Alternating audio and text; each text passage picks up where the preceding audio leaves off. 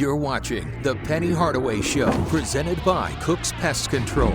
The Tigers keep rolling through this beast of a non-conference schedule. We'll recap wins against Virginia and Vanderbilt, sit down with strength coach Darby Rich, and look ahead to the end of the non-conference schedule and the beginning of AAC play. It's The Penny Hardaway Show. Let's go.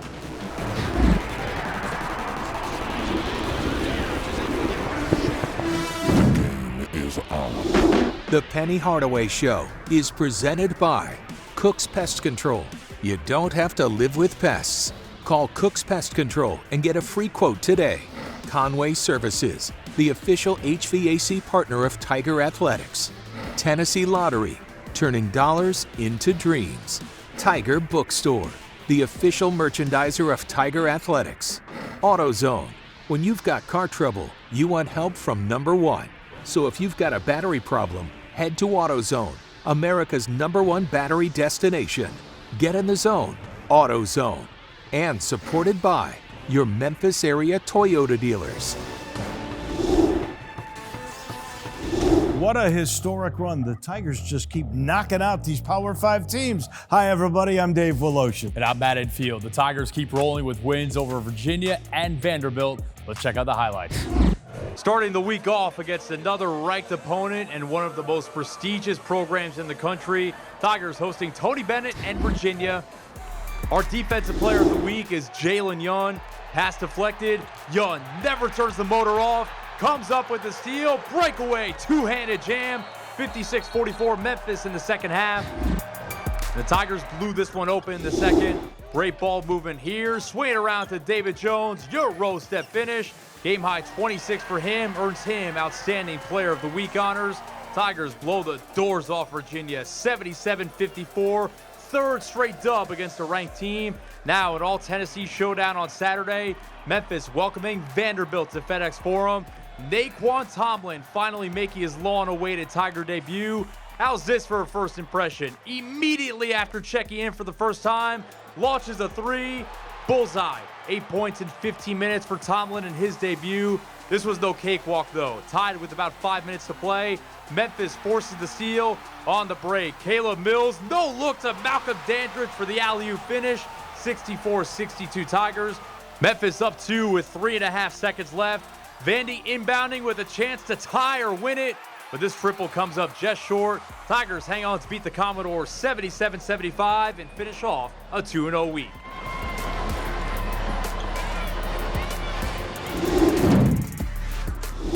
Coach, you are known as a guy who sends players to the NBA, a guy who develops players to make them that good. So when you're sitting there, you're making your pitch, they want to know you're going to get them to the NBA, I'm certain. Are you thinking about that? Are you thinking about how good he's going to be for my program right off the bat and how far I got to take him? What's your mind thoughts here? I think the process goes when I see how good the player is and start recruiting him, how well I can make him for us, which will in turn make him better for the NBA.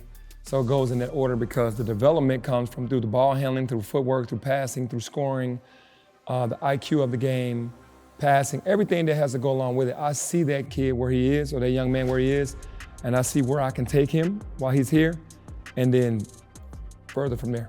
We talked about how your philosophy has shifted. When you first got here, you were going after one-and-done guys who were surefire NBA picks the year after. Now, you're going after older players who might have an NBA future, but I imagine you kind of have a role in crafting that for them. How much different are those discussions now? No, very different because the guy that's coming in like Jalen Duren and Imani Bates, they're already going to the NBA. I'm just trying to mold them off the court and on the court to get them ready. When they get there, they're going to get drafted because of the potential. The older guys have already been in school and they've gone and tried a couple of times to see if they could get there and maybe it hadn't worked out. And when they get to me, I just give them the remedy and just say, hey, for your game, this is what it's going to take. Buy into this role. That's the role that you sell to them that you have here for us. What is the biggest thing you think, if it's physical or mental, that separates the kid that is just almost there but not quite NBA, that you got to take him over the hump? It's the mental side usually. Most kids have the syndrome of really not knowing what position that they need to play. It's the position that they want to play. It might not translate to what the scouts and the NBA guys want, but that's where they think they should be playing. And you know, to me, that's an identity crisis. You can't have an identity crisis. You have to know who you are to be able to get to the NBA. I know you're not going to give the coaches speak answer. When you look at the roster this year, who do you think can play in the NBA? I mean, I don't like to really choose because all these guys have dreams. I don't want to go, coach said I couldn't make it. So you feel like everyone has an opportunity on this team because we have a ton of talent. What it's going to take is some luck, some good playing, and Memphis basketball winning so that they can be seen longer during the season. But I don't like to single guys out because I don't want guys thinking, well, coach doesn't think that I can make it. All right, let's talk about guys who are fringe or almost there that you've had. Did you know, for instance, you mentioned Bates and you mentioned Duran, so they were already set. Precious Achiuwa. I've always thought the greatest thing that happened for Precious Achiuwa, Wiseman got hurt so you could develop him. Yeah, Precious came in wanting to be a 3. And I was like, no, man, you're going to be small ball 5 in the NBA. He didn't buy into that right away. Eventually bought into it and was player of the year and freshman of the year in our conference and then got drafted in the first round. And he bought in then, and he's buying in now. Now, a guy that was obviously the star of last year's team, Kendrick Davis, performing really well in the G League right now. Obviously, the size is kind of playing against him, but what kind of potential do you think he has to maybe make an imprint in the NBA? Major. But the thing with Kendrick is he's just been a natural-born scorer his entire life, and on the next level, he's going to have to be a facilitator. So he's going to have to tone down that energy of trying to score and be more of a facilitator, and he can do that. You know, he's a guy that's just fantastic, works really hard. He'll figure it out. Let's talk about a guy who's sort of in between, literally, two-way guy, Lester Quinones. Lester has, man, gotten so much better as the time has gone. He'd like to say that I held him back, but I didn't hold him back, hold his game back. But he's just gotten better with his finishing around the rim. He's always been able to shoot the basketball, his ball handling, his decision-making, just the reps that he's getting right now in the G League is definitely, he's looking really, really good. Well, those two guys we just mentioned, Lester and Kendrick, are teammates on the Warriors G League team. How cool is that for you to watch? That's pretty cool because you have two of my guys playing together and they're both doing really well. Let's talk about a couple other guys that were fringe that were here and left. Boogie Ellis, Damian Baugh.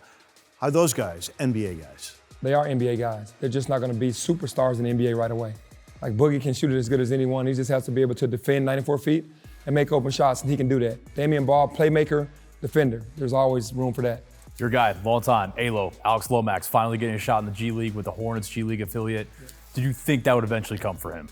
I would never say never about ALO because he's a warrior. I feel like a team would fall in love with how hard he plays, how tough he is, and how much of a winner he is. So I would never bet against him not making it. Here's something I always wondered about. ALO makes me think about it. You were going to put ALO on the perimeter scorer, and he was going to try to shut him down. And he took great pride in making those stops. Yep. How much does an NBA recruiter, analyst, the guy who's going to draft you, how much is he looking at what you do on that side of the floor? Defense. A lot of guys, it depends on the team. If you're talking about the Phoenix Suns, they look into it a lot because they need a defender to come in with all of those offensive players. They need a guy that can change the tempo and find people and get people the ball that are going to score because he's not looking to score. Other teams that need a scorer, they might not look at ALO. They probably say, we need more of a scorer, not a defender. Jalen Duren on the opposite end of the spectrum. The potential was obviously there, but he has really made an imprint as maybe one of the best centers in the NBA already. Did you think he would be this good, this fast? Absolutely. He's just a winner. If you're around him for more than 20 minutes, you'll know his mindset and how much he loves to play the game, how much he loves the game, how great of a teammate he is, and he's a winner. So yeah, I'm thinking he's first NBA guy, Olympian in the future. Physical freak too, that doesn't hurt. No, it doesn't. He's very athletic and tough, so that also helps. So of all the guys that you've recruited thus far, and they're all your kids, I get that, is he gonna be the best of all, or is there somebody else that could be? He could possibly be the best of all. Darby Rich is back for his second stint as strength coach for Memphis basketball. We'll sit down with him about why he came back. Coming up next. You're watching The Penny Hardaway Show, presented by Cooks Pest Control. Welcome back to The Penny Hardaway Show. Darby Rich is back in Memphis for his second stint as Tiger strength coach. After a 30-year career, his goal remains the same: continue to raise the bar.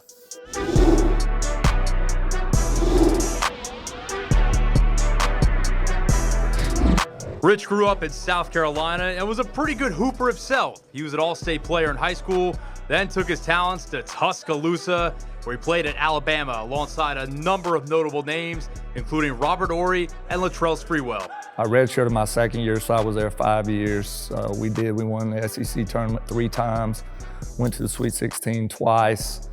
I think either 9 guys I played with during that short period of time played in the NBA. I mean, it was a fun time, and we had it going and got great memories and still great friends with almost all those guys. After his playing days were done, Rich started his coaching journey at Hutchinson Community College in Kansas. Little did he know, he would also get involved in something that would determine the rest of his career. Steve McClain, who's an assistant coach at Texas now, was our head coach. And I was a second assistant, really an unpaid assistant. But because I had just come out of a strength program at Alabama, that was just part of my duties was, and we didn't have much of a weight room, a lot of old equipment.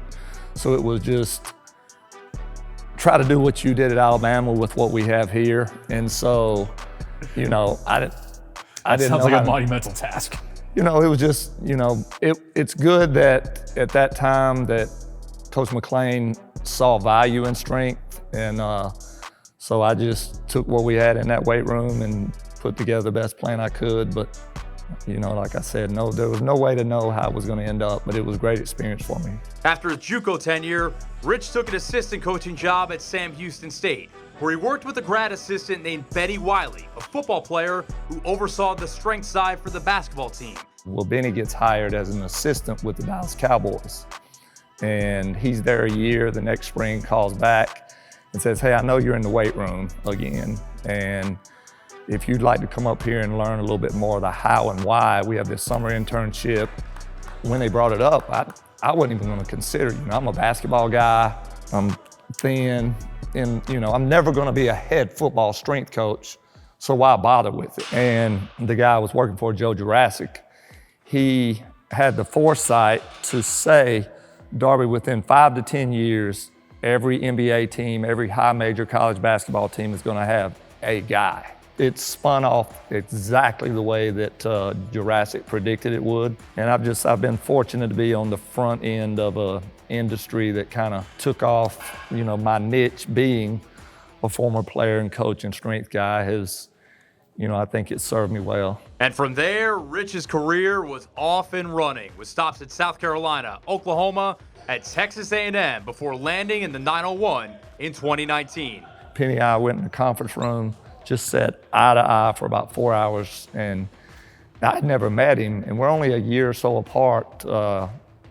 And when I left and got on the plane to go back, I was amazed that he had his drive and his vision for the program. I was blown away, and when I left, I really thought his mindset is like when you watch those Kobe, Michael interviews, and you just see why they just are on a different level mentally. And that's what I felt like leaving here. And, it took about 2 weeks, but he finally called and said, when can you get here? But after 2 seasons, it was back to the Lone Star State for Rich, this time with Texas Tech. However, after the Red Raiders made a coaching change at the end of last season, the door opened for Rich to leave. He wasn't desperate for another job, but Penny came calling again. I had some things just because of the age of my children now from when we were here last time that I kind of needed assurances of, how much can they be around the building and the program. And I told Coach, look, don't change anything for me. You have to do you because that's what makes you good. But for me to do this, I need this for me. And he was great. He was like, man, I didn't know you felt that way the first time you were here. And I definitely want your boys around. And it's turned out to be an unbelievably great situation for me, for my family. I hope Coach feels the same way. Do you create custom workouts for each player, or is it more of a blanket thing? Do you go by position groups? What does that look like? What I like to say is there are core components that everybody needs. We've got to be strong in the hips and legs. We've got to be able to move laterally. There's probably 50% that everybody needs, no matter what. You could come in the #1 recruit, James Wiseman, or you're a walk-on. Everybody needs 50% of whatever it is. Then we start building it out, or you're a guy that needs upper body strength, or you're a guy that needs more hip mobility. And so it's like, you go to the cafeteria, you get your meat and potatoes, everybody's got to eat that. Now, whether you like chocolate cake or strawberry pie, or you like, there's going to be salad and dessert that's different for everybody. but there's going to be meat and potatoes that everybody needs just to, lay the foundation. To say a lot of Rich's job has changed since he first started getting his feet wet at Hutchinson 30 years ago would be a massive understatement. The guy just kept getting bigger and bigger and bigger. It's become such a man's league. And it makes my job easier, quite honestly, because I don't have to sell it. Look, if you want to play in the NBA, here's the guys you're going to be playing against. And in a town like this, it's great because these guys, they get to go to Grizzlies games. They get to be courtside. They get to see what you see on TV. It nearly as impressive as face-to-face with these guys. They're huge. So what was a hard sell in 2005, in 2023 is not nearly as hard, because if you want to cash that check, you better be able to go out there and literally bang with guys and it not even throw you off one step. What makes you good at your job? What makes a good strength coach in college basketball? For me, it's the care factor. I think that what's become my niche is 80% of what strength coaches do is all the same.